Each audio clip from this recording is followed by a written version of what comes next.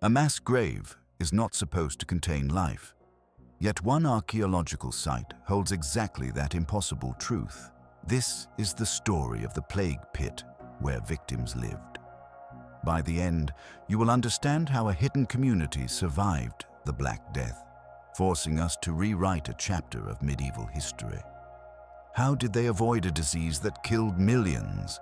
What desperate choices did they make to outlast the apocalypse outside their walls? When you think of human resilience in the face of total collapse, what does it truly look like? The dig began with the grim certainty of a tragedy. In a secluded valley, shielded by ancient forests, archaeologists first uncovered the telltale signs of a mass burial pit. The soil was dark, the layers of earth compressed by time and sorrow. They expected the chaotic jumble of bones that speaks of panic and hurried burial, a silent testament to the Black Death's relentless sweep. But as trowels brushed away centuries of dirt, a different story emerged. Instead of a single layer of remains, they found multiple hearths, their stones blackened by repeated fires. Scattered among the earth were not just bones, but the fragments of daily life. Simple pottery bowls, a rusted knife, a child's carved toy, and the post holes of temporary shelters. This was not a grave. It was a home. The narrative shattered in that moment. They had not found a place where people came to die, but a hidden refuge where they came to live. The site transformed from a pit of despair into a sanctuary of staggering resilience. Visualize this hidden world, a cavern or a fortified cellar, lit by flickering firelight where the scent of wood smoke and stew would have mingled with the constant, low hum of fear. Each artifact, from a repaired cooking pot to a gaming piece, became a voice from the shadows, insisting they were more than victims. They were a community, making a life in the mouth of the apocalypse. The bones and belongings began to whisper names to the silent earth. Forensic anthropology pieced together a startling profile of this hidden society, revealing it was not a random group, but a deliberate cross-section of a community in exile. The skeletal remains showed men, women, and children of all ages. This was not a military garrison or a band of outlaws. It was families. Grandparents, parents, and young ones had all made the desperate trek to this sanctuary together. Analysis of their teeth and bones told a story of shared hardship, a diet consistent across the group, primarily of coarse grains, foraged plants, and the occasional meat from small game. They were eating the same meager meals, suggesting no one held a position of privilege over the food supply. Their social standing, inferred from the simple artifacts, points squarely away from nobility or wealthy merchants. There were no coins, no jewelry, no fine ceramics. The tools were practical and worn, the pottery utilitarian and often repaired. These were likely peasants, perhaps a few local craftspeople, the backbone of medieval society who had everything to lose and nothing left to lose. So why here, and why together? The plague did not just bring biological death, it triggered a social apocalypse. As the Black Death swept through towns, the very fabric of community unraveled. Law and order collapsed, neighbors turned on each other in suspicion, and roving bands sometimes preyed on the vulnerable. Churches overflowed with the dead, leaving the living spiritually adrift. This group was likely fleeing a multi-layered catastrophe. The disease itself was only one predator. They were escaping the chaos, the persecution of outsiders blamed for the plague, the crippling famine that followed as fields lay fallow, and the utter breakdown of the world they knew. Their refuge was not chosen for comfort, but for isolation, a place so uninviting it would be overlooked by both the plague and the desperate living. In their hidden pit, they were not just hiding from a microbe, they were preserving the last ember of their community, guarding their children and maintaining a fragile echo of normalcy against the screaming silence of a world gone mad. What did it cost them day by day to make that choice? Their survival hinged on a brutal, daily gamble against an invisible enemy. The Yersinia pestis bacterium was a death sentence for medieval Europe, yet this community in the pit somehow held it at bay. The science points to a layered defense, a combination of location, luck, and sheer, disciplined human effort. Their first and most powerful shield was the refuge itself. Think of the plague as a wildfire, spreading through the dry tinder of crowded towns and trade routes. By fleeing to an isolated, difficult-to-reach location, this group effectively stepped off the map. They created a firebreak of distance. The pit's seclusion meant no new infected travelers could stumble into their camp, and the rats that carried the fleas, which in turn carried the bacteria, were likely far less numerous in that wild, secluded spot. This was not a comfortable quarantine. It was a desperate geographical gambit that bought them the most precious resource of all: time. Beyond simple isolation, a fascinating question of biology emerges. Could some of them have been naturally immune? Modern genetics has identified a mutation known as CCR5 delta 32, a rare change in a person's DNA that makes it incredibly difficult for the plague bacterium to enter and infect their cells. In populations decimated by the Black Death, the frequency of this mutation increased dramatically, suggesting it was a powerful evolutionary advantage. It is possible, even likely, that within this small band of survivors, one or more individuals carried this genetic luck. They would have nursed the sick without falling ill themselves, becoming the community's vital caretakers.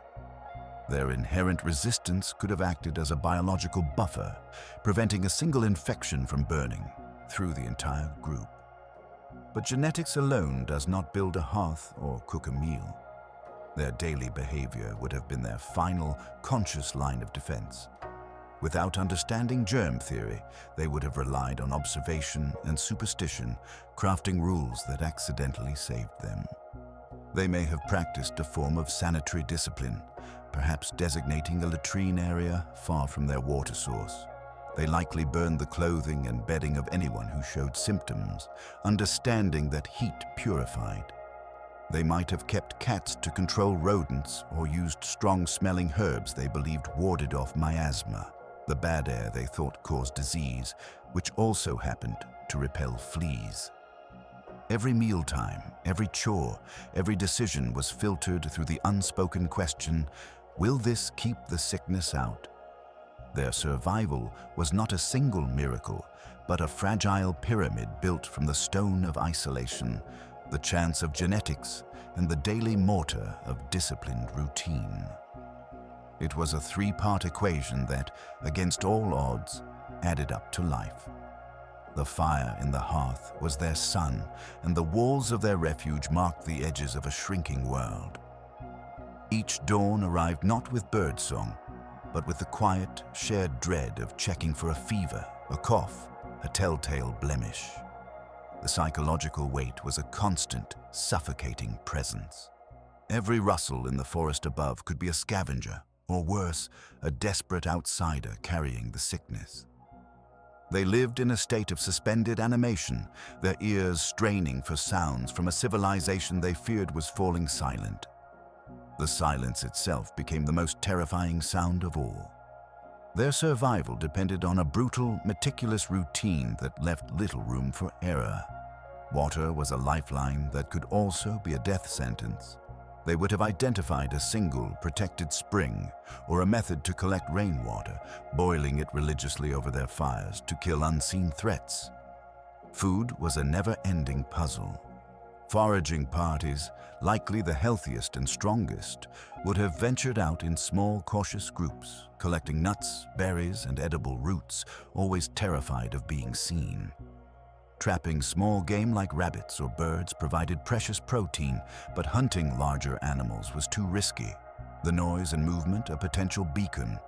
Waste management was a critical, grim science. They designated a latrine area far downstream from their water source, understanding through harsh experience that filth brought sickness. In that confined space, the smell of wood smoke and humanity would have been layered over the earthy scent of damp soil and decay. Without doctors or medicine, every scrape, every toothache, every chill was a potential crisis. They relied on herbal lore passed through generations, using poultices of yarrow for wounds, willow bark tea for pain, and mint for stomach ailments. A simple, broken bone, set improperly, could mean a life of lameness or a death sentence from infection. The social fabric, their most vital asset, was under immense strain. In such close quarters, with fear as a constant companion, tempers would fray. Disputes over food shares, chores, or the care of a sick child had to be mediated quickly and fairly, lest resentment fracture the group. Leadership likely fell to the most pragmatic, the most resilient, or the eldest, those whose authority came from calm competence rather than force. Yet, amid this struggle, they fiercely clung to their humanity. Archaeologists found small, powerful testaments to this. A collection of smoothed pebbles arranged in a grid pattern suggests a simple game, a moment of distraction for children or adults. A crude spindle whirl indicates someone was spinning wool, perhaps from a few treasured sheep they brought, maintaining the familiar, soothing rhythm of work. The most poignant evidence might be a small, carefully carved bone cross found in the corner of a shelter. It speaks of private prayer, of a desperate reach for comfort and meaning in a world that seemed utterly abandoned by God. These were not just survivors existing, they were people living, insisting on moments of order, play, and faith in the heart of chaos. The real mystery is not how they fed themselves, but how they kept despair from consuming them first. The story of the plague pit is not a footnote. It is a complete rewrite. For centuries, the Black Death was framed as an unstoppable tide of helplessness, a historical event where humanity was merely a passive victim to biology. This hidden refuge shatters that narrative entirely. It proves that organized, long-term survival was not only possible but was achieved through deliberate, collective action. These people were not waiting for a miracle. They were engineering one, day by difficult day, with the tools they had. Their story redefines resilience. It shows us that in the face of absolute societal collapse, the most powerful forces are not weapons or wealth, but the fundamental human bonds of community, shared purpose, and an unbreakable will to preserve a future for the next generation. They chose isolation not to die alone, but to live together.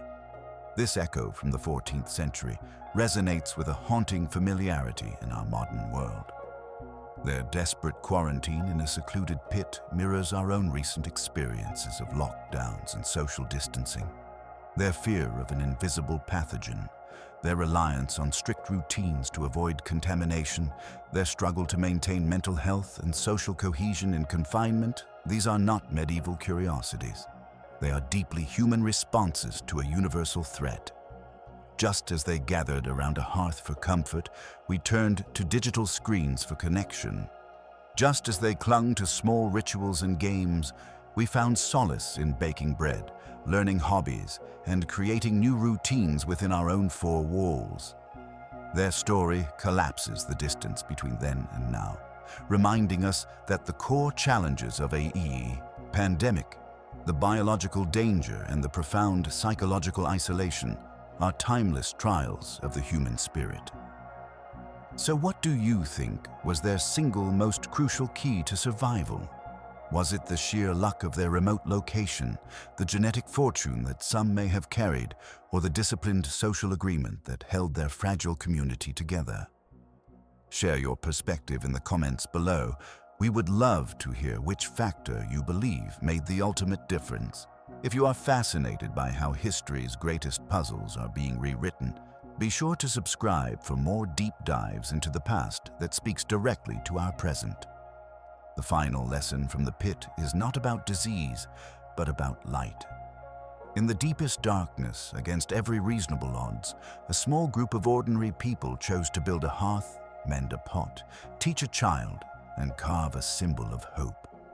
They left behind not a monument to death, but a quiet, enduring testament to a simple, powerful truth. Even when the world ends, life insists on continuing.